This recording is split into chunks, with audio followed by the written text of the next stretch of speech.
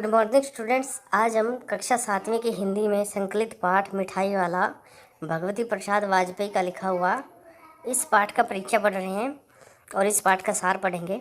मिठाई वाला कहानी एक बहुत ही मार्मिक कहानी है जिसमें मिठाई बेचने वाला व्यक्ति बच्चों के खुशियों के लिए मिठाई, खिलौने और बंसी सब कुछ सस्ते में बेचता है, जिससे सभी बच्चे खुशी खुशी खरीद लेते हैं। बच्चों के माता पिता मिठाई वाले के इतने सस्ते दाम पर चीज़ें बेचने पर हैरान हो जाते हैं। कई लोग तो कोसते भी हैं कि वह सबको लूटता है। वास्तव में मिठाई वाला अपनी हानि करके ही सब कुछ सस्ते में लुटा देता है। वह ऐसा इसलिए करता है क्योंकि वह अपने बीवी बच्चों को खो चुका था। बच्चों को चीज़ें सस्ती दाम पर बेचकर वह उनके चेहरे पर आई खुशियों से खुश होता था। वह अपने बच्चों की कमी को महसूस करता था और हर बच्चे में अपने बच्चे को ढूंढता है।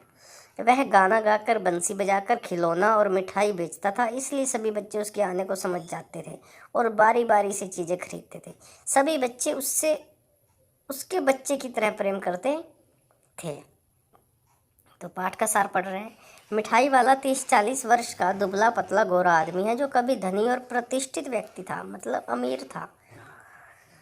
बीकानेरी साफा बांधता था। उसके पास मकान, व्यवसाय, गाड़ी, घोड़े, नौकर चाकर सब कुछ था। सुंदर स्त्री थी। बच्चे सोने के सजीव खिलौने की तरह थे। विधाता की लीला, सब कुछ समाप्त हो गया। मिठाई वाला उन्हें अपने नन्हे उन्हीं बच्चों की खोज में निकला। उसने सोचा आखिर कहीं ना कहीं तो वे जन्म ही होंगे। अब वह तरह तरह की चीज़ें बेचकर सुख व संतोष का अनुभव करता था। खिलौने वाला मीठे स्वर में बच्चों को आकर्षित करता है। उसकी मधुर वाणी सुनकर निकट के मकानों में हलचल सी मच जाती है। छोटे छोटे बच्चों को गोद में उठाकर स्त्रियां छज्जों पर से नीचे झंकने लगती। खिलौने वाला बच्चों की इच्छा अनुसार उन्हें खिलौने देता।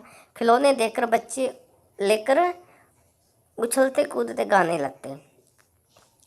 राय विजय बहादुर के बच्चे भी खिलौने वाले से खिलौने लेकर आए। उन्होंने 2 पैसे में खिलौने खरीदे। बच्चे की माता रोहिणी को आश्चर्य हुआ कि खिलौने वाला इतने सस्ते खिलौने कैसे दे गया।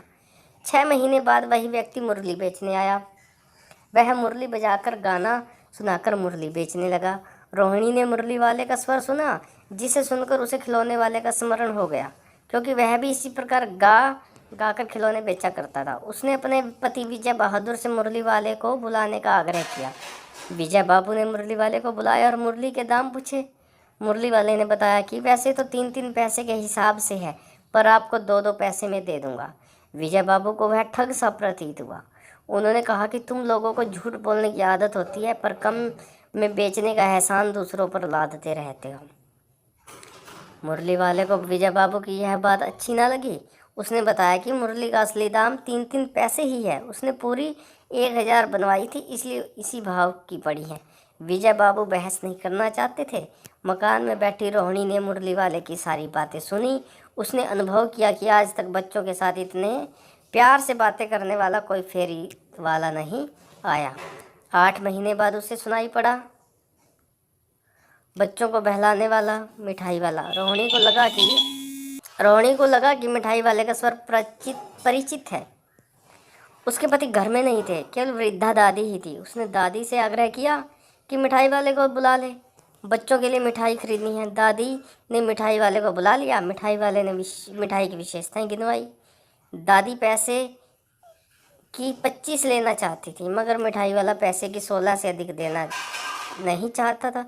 रोहिणी 4 पैसे की मिठाइयाँ लेना चाहती थी। रोहिणी ने दादी के माध्यम से ही उससे पूछा, क्या वह इससे पूर्व भी शहर में कभी आया है? मिठाई वाले ने बताया कि वह इससे पूर्व खिलौने और मुरली बेचने आ चुका है। रोहिणी के पूछने पर कि उसे व्यवसाय में क्या मिलता है, मिठाई वाले ने अपनी आपबीती सुनाते हुए कहा कि उसे व्यवसाय में असीम सुख, संतोष व धीरज मिलता है। उसे लगता है कि उसके बच्चे इन्हीं बच्चों में हंस खेल रहे हैं। उसे पैसे की कमी नहीं लगती है। जो उसके पास नहीं है वह बच्चों की झलक से पा लेता है।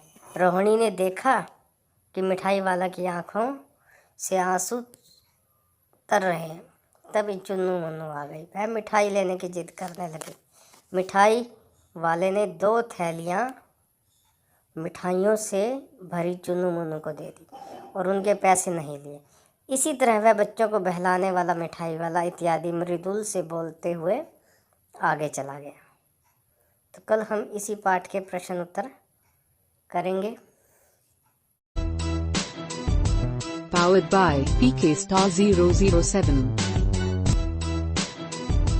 Powered by PK Star 007.